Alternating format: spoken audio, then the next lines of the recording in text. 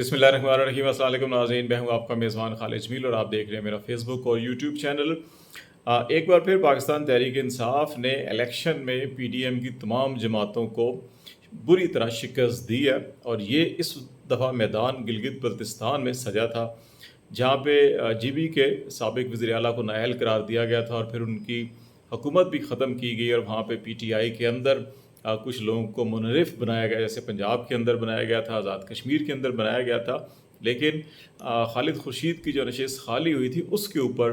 Election हुआ और इस इलेक्शन में एक बार फिर अवाम ने पाकिस्तान तहरीक इंसाफ के कैंडिडेट और खालिद खुर्शीद के वालिद खुर्शीद खान जो हैं उनको कामयाब करवाया है। और उन्होंने अभी जो इब्तदाई इत्तलात रिजल्ट्स हैं 6191 वोट हासिल कर पहले नंबर पे रहे हैं। उनके बाद राना फरमान अली जो PMLN के थे 4899 और अब्दुल हमीद खान 4079 वोट। और जो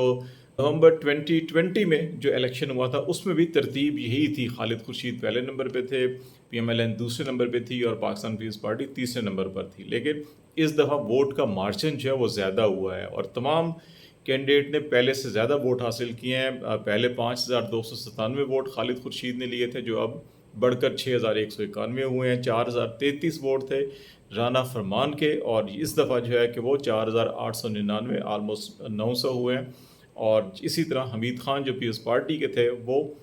3545 वोट थे और अब 4079 वोट। तो ये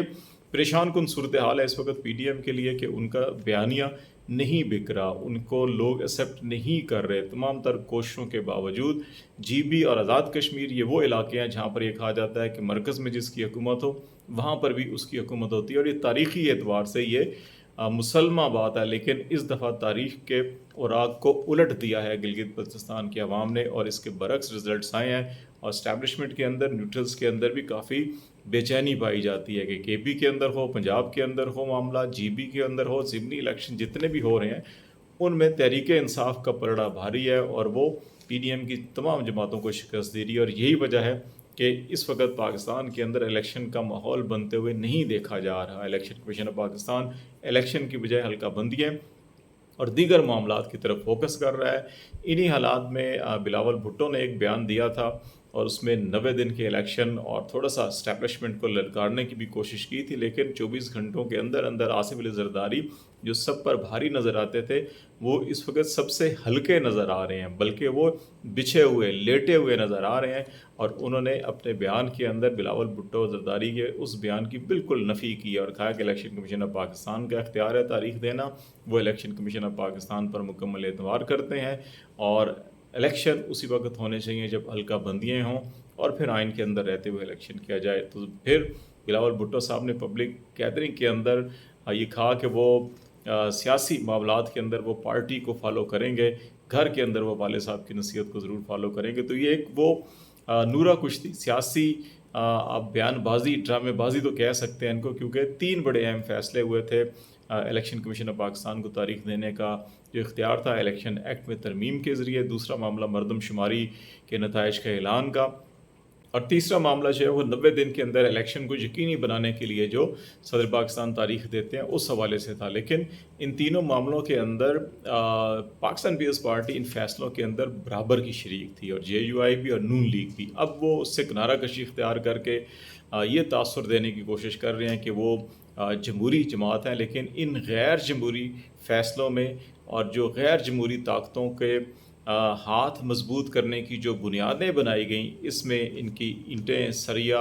या सीमेंट की फरामी में ये बराबर के शरीक हैं। लेकिन अब पब्लिक सपोर्ट जो है कि वो उनके हाथ से रेत की तरह सिरकती जा रही है और यही वजह है कि अब इस किस्म के बयान सामने नज़र आ रहे हैं। लेकिन इस वक्त जो है कि मामलात वो जो ज़िमनी इलेक्शन के अंदर नज़र आ रहे हैं वो बड़ी डिफरेंट है और यही परेशान कुन सूरत हाल जो है PDM के लिए भी और न्यूट्रल्स के लिए भी बनी हुई है। और इसके अलावा 2 बड़े अहम मामलात, एक अरशद शरीफ कत्ल केस के हवाले से बड़ी अजीबोगरीब सूरत हाल सामने आई है। अभी तक रियासत पाकिस्तान, निज़ाम अदल और हुकूमत पाकिस्तान ने अरशद शरीफ के कातलों को गिरफ़्तार किया, ना तलाश किया और ना ही अरशद शरीफ के जो वर्सा हैं उनकी वालदा की दरख्वास्त में जिन अफराद को मुल्ज़िम के तौर के ऊपर नामज़द किया गया था उनकी FIR तो नहीं काटी गई। लेकिन आज इस्लामाबाद की मुकामी अदालत ने अरशद शरीफ की बेवा اور ارشد شریف کے پروگرام پروڈیوسر کے ناقابل ضمانت وارنٹ گرفتاری جاری کر دیے، اور یہ کہا گیا کہ ان کو بار بار بیان دینے کے لیے بلایا گیا، لیکن وہ بیانات قلم بند کروانے نہیں آ رہے۔ ارشد شریف کی اہلیہ کا یہ کہنا ہے، ان کی فیملی کا، کہ انہیں کوئی ایسا نوٹس نہیں ملا اور ان کو اس قسم کی کسی تحقیقات کے اوپر اعتبار بھی نہیں۔ وہ صرف سپریم کورٹ آف پاکستان میں جو معاملہ چل رہا ہے اس میں وہ پیش ہوتے ہیں۔ انہوں نے اپنی ایف آئی آر کی درخواست دی ہے، اس کے علاوہ کسی ایف آئی آر کو تسلیم نہیں کرتے۔ ان کی ایف آئی آر، ان کا موقف وہی ہے جو انہوں نے درخواست سپریم کورٹ میں جمع کروائی ہے، اس کے اوپر اگر کوئی کارروائی ہوتی ہے تو وہ تعاون کرنے کے لیے تیار ہیں۔ اس سے ہٹ کر ان کو نہ تو کسی چیز کا علم ہے، نہ ہی وہ کسی چیز کو جانتے ہیں۔ تو یہ بڑا افسوسناک اور بڑا شرمناک واقعہ ہے کہ ایک طرف اتنا بے رحمانہ قتل کیا گیا، اس کو مجبور کیا گیا ملک چھوڑنے سے، اور بہت سے لوگ ابھی یہ سوال اٹھا رہے ہیں کہ اس کے پیچھے کیا محرکات ہو سکتے ہیں، حکومت کو ایسے وقت پہ کیا ضرورت پیش آئی یہ معاملہ کرنے کی۔ تو بہت سے لوگوں کا یہ بھی خیال ہے کہ ابھی 17 ستمبر سے نئے chief justice of Pakistan justice قاضی فائد عیسیٰ اپنے منصب پر فائز ہو جائیں گے، اور بہت سے لوگوں کا خیال ہے کہ شاید ارشد شریف قتل کیس کے حوالے سے وہ کوئی ٹف ڈیسیژن لے سکتے ہیں، وہ ٹف ڈائریکشنز دے سکتے ہیں، وہ اصل قاتلوں تک پہنچ سکتے ہیں۔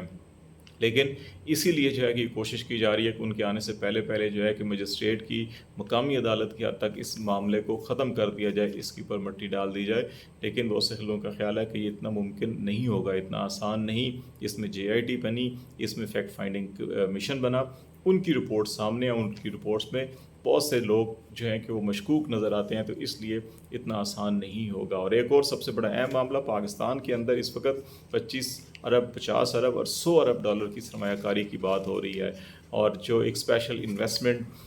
فیسیلیٹیشن کونسل بنائی گئی اس کے آج کل بڑے چرچے ہیں۔ یہ کہا جا رہا تھا کہ سعودی ولی عہد محمد بن سلمان پاکستان کے دورے پر آئیں گے، انڈیا میں جو G20 کانفرنس ہو رہی ہے اس میں شرکت سے پہلے، اور پھر پاکستان کو ایک بڑا انسینٹو پیکیج دیا جائے گا، سرمایہ کاری کا اعلان کیا جائے گا۔ لیکن وہ پاکستان تو نہیں آئے، لیکن نئی دہلی میں اس وقت وہ بیٹھے آج جب اعلان یہ کر رہے تھے کہ وہ انڈیا کو مشرق وسطیٰ اور سعودی عرب UAE کے ذریعے جو ہے کہ وہ یورپ سے ملانے کے لیے اکنامک کوریڈور کا منصوبے کا آغاز کر رہے ہیں، اور اس وقت ہمیں یہ احساس ہوا کہ شاید ہم بہت سی غلط ڈائریکشن کے اندر چل رہے ہیں۔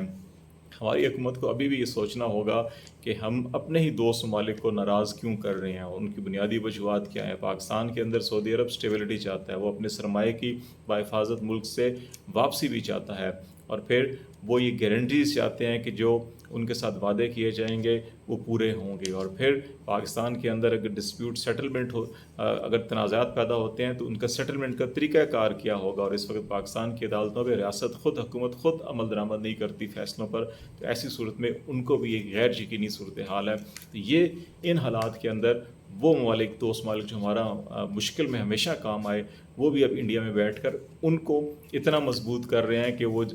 چائنا کا سی پیک ہو یا ان کا جو ہے کہ one road one belt project ہو، اس کے مقابلے میں ایک پروجیکٹ شروع ہو رہا ہے اور اس کے اندر وہ سرمایہ کاری کر رہے ہیں۔ تو یہ پاکستان کے لیے لمحہ فکریہ ہوگا، اور ہمیں ہمارے طاقتور حلقوں اور اداروں کو یہ سوچنا ہوگا کہ ہمیں کس سمت کے اندر جانا ہے۔ آج تک کے لیے اتنا ہی۔ خالد جمیل کو اجازت دیجیے، اللہ حافظ۔